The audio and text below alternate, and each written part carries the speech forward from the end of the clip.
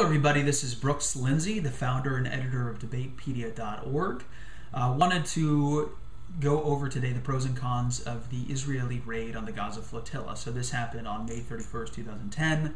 It was a major issue because it resulted in the death of 9 activists on this flotilla, this humanitarian flotilla that was trying to deliver aid to Gaza and also attempting to just break the blockade of Gaza by Israel. And 9 people were killed, 8 of them Turkish, 1 American. Turkey, as a result, has basically questioned its entire relationship with Israel, which is has been a fairly positive one. And this is a big problem for Israel because they're a key ally in the Middle East.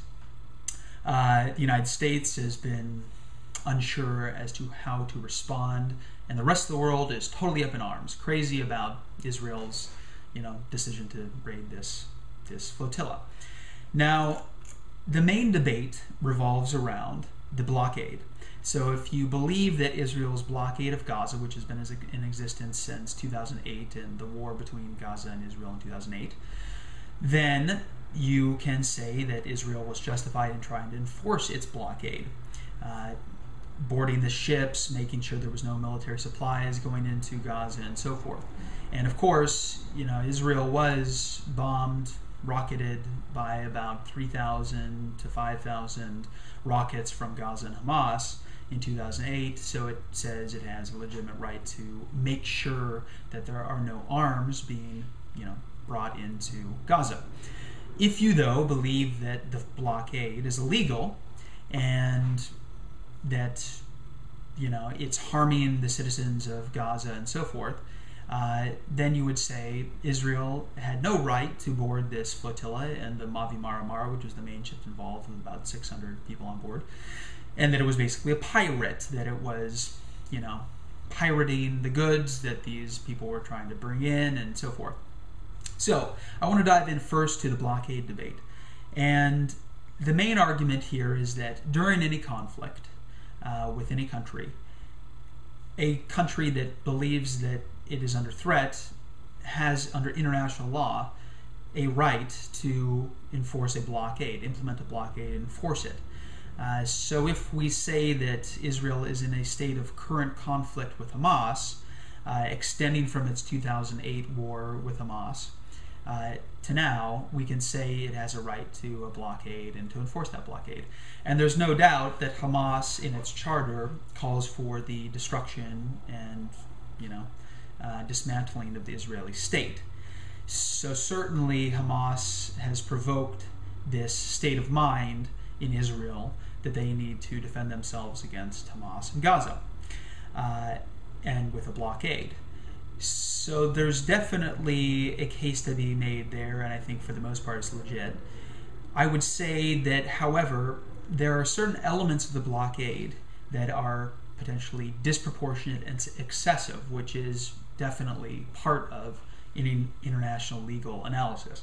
So part of this is that only 81 goods, different kinds of goods, are allowed into Gaza under the current blockade.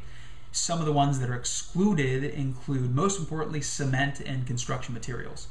So after the 2008 conflict with Israel, Gaza's infrastructure was totally devastated. And now, with the blockade, it does not have the means from imports internationally of cement and construction materials to rebuild its destroyed infrastructure. Now, Israel's rationale for this is that these materials could be used to build fortifications in an offensive, manner by Hamas. But, in my opinion, you have to distinguish in a blockade very specifically arms that could be used only for a military purpose. Things that can have a military purpose but generally have other legit purposes should not be involved in a blockade. It would appear that Israel might be relaxing this provision, this ban on cement and other construction materials. So if it does so, I think it would be falling more in the legit category in terms of a blockade. In general, I'd say Israel does have the right to know what materials are going into Gaza. The question is whether it did this appropriately in boarding the Mavi Mara. And the main question here is, did it use excessive force on the Mavi Mara? A lot of people say that Israel fired first, that from the helicopters it was flying to board this ship, that it fired first, and that then the Gaza activists, the flotilla activists, were just reacting in self-defense. Certainly when the Israelis boarded the flotilla, the activists there set upon them, beat them, threw one commando off the ship, threw another onto a deck below, stabbed one or two of them. They had pre-prepared rods, wood dowels to beat with. They also had knives. They had apparently some weapons, although it doesn't appear that they used guns heavily. There are disputes on those facts. But there's no doubt that the intentions of the activists were a little bit shady.